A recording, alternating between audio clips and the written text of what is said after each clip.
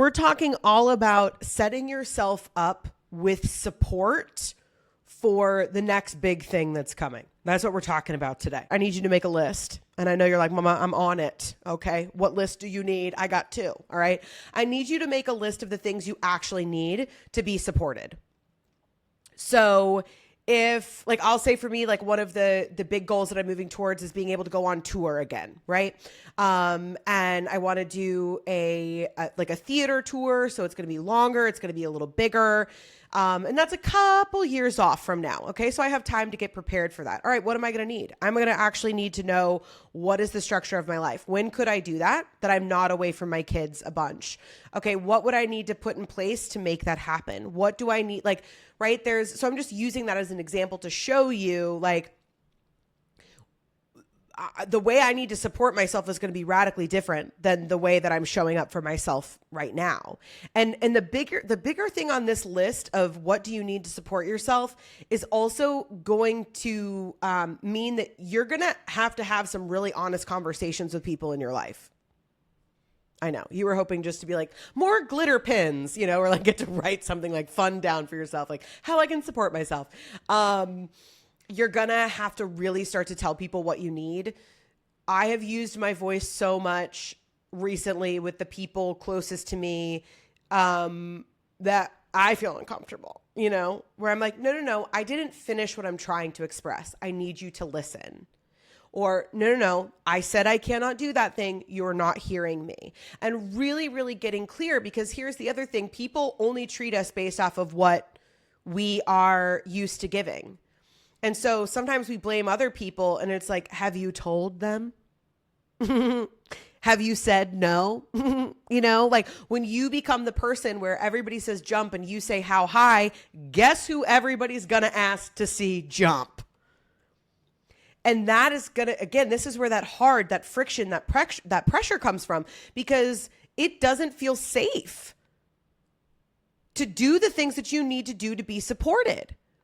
Because the things that you do that make you feel safe have like safety as far as like subconsciously, but girl, you're killing yourself. And so we're going to have to really start to tell people what is okay, what's not okay, and what you need. And that's going to be a little uncomfortable.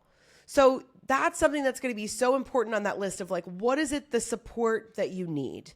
And really getting clear. And that's not about, and I'm sure you can read between the lines, but just in case, asking for support is not making everybody else deal with your problems or what you need, but it's getting honest about how much space you have. And if you're just listening to this, I'm like moving my shoulders back and like physically taking up more space.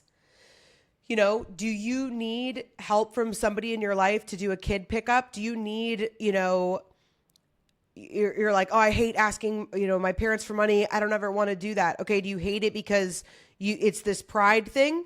Or like, if you ask them for $100, that's really going to save you in this spot right now. Could you ask them for $100, you know, or whatever the thing is? Because I'm not talking about changing dynamics. I'm talking about like changing the way that you show up for yourself, because until you start to show up and support yourself, nobody else is going to know that that's what you need.